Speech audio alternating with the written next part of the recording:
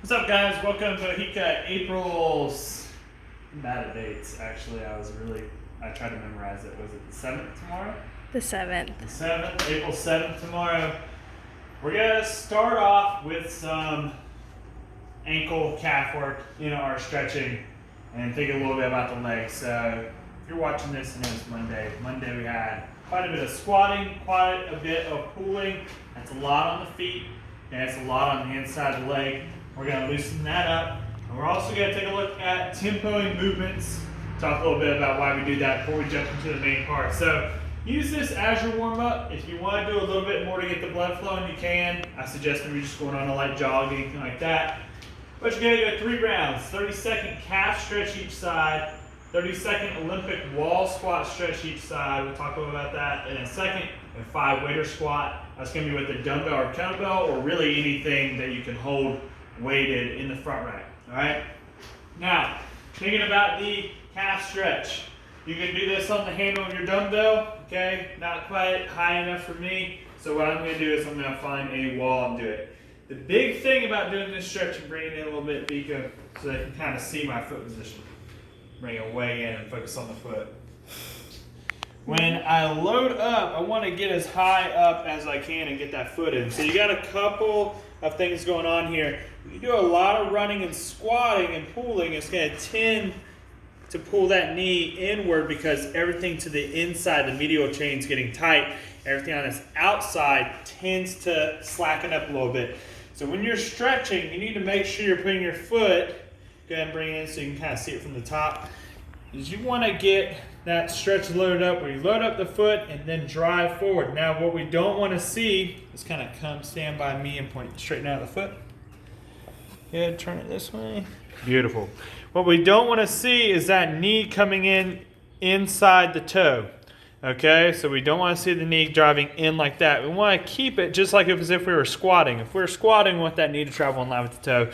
So we want to drive that straight over the pinky toe is where I tend to aim the knee. That's going to stretch the correct muscles. Now, the more you bend your knee, the more you're going to stretch the back of the ankle. The more you keep your leg straight, the more it's going to get into that high calf. Okay, so that's what I want you to focus on that squat or on that stretch. The Olympic wall squat, we call it the Olympic wall squat because if you're looking at me from the side, which you currently are at the moment, looks like I'm in a badass bottom of a squat with perfect positioning, nice flat straight back. You can reach the hands overhead if you want, don't have to. What I'm looking for here is that we keep the feet relatively straight, okay? No more than a 45-degree turnout. Keep those knees in line with the toes. Treat this as if you're squatting upright. And we're going to hang out here and maybe drive the knees out. We can go really wide with the feet. It's going to get the inside of the leg, stretch that out.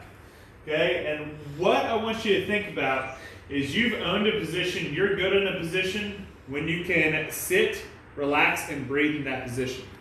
So if you get into a stretch and you're struggling to breathe, you need to back it up off that stretch a little bit and find a position you can breathe in, master it first, then move on into a deeper stretch. So if this is uncomfortable to you, simply slide back a little bit so you're not so deep.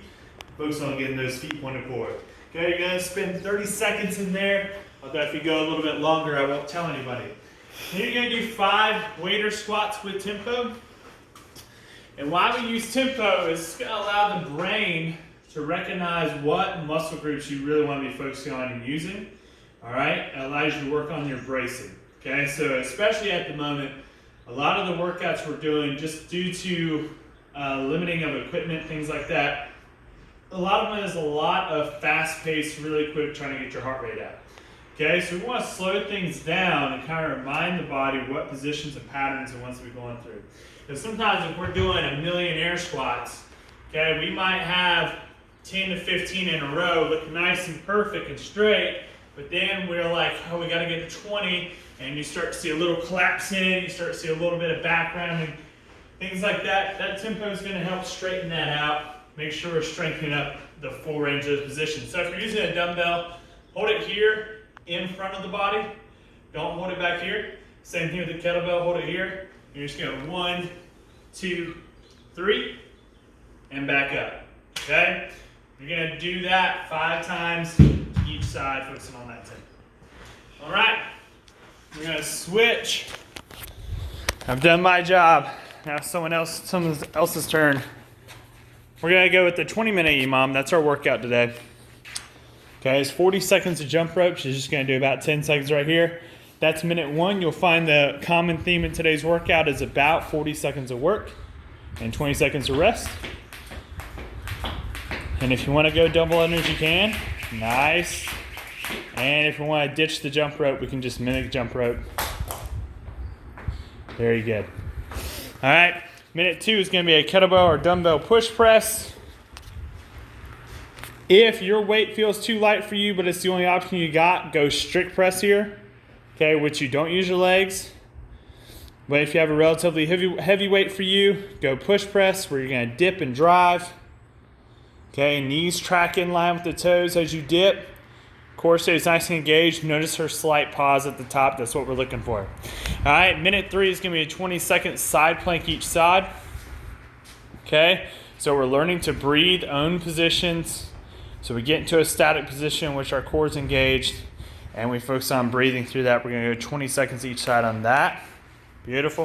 All right, hop on up, or actually roll into your back, sorry. And then our last movement, minute 4, is gonna be a glute bridge hold. You're gonna bridge up. Now, go ahead. We don't want hyperextension of the belly, okay? So we want the back to stay relatively flat, okay, in the straight line. So you should feel this almost like you're doing a hollow, and then you bridge against that hollow position. We're not looking for you to push your hips up necessarily just as high as you can. You want the glute squeeze, because that's the number 1 thing you're trying to work in this movement. So squeeze those glutes, or we'll have someone squeeze them for you. All right, minute 5, you're just gonna rest. Do your best impression of resting. You got it. Yeah, please quit recording. All right, send them off. What do they need to do? Eat a really good dinner tonight, get your good 8 hours of sleep, hydrate, and do a good job tomorrow. Oh, dang, that's a lot of rules. Good rules, though. All right, guys, hit up that challenge. Get started. If you got questions on that, let me know. That's your WOD brief.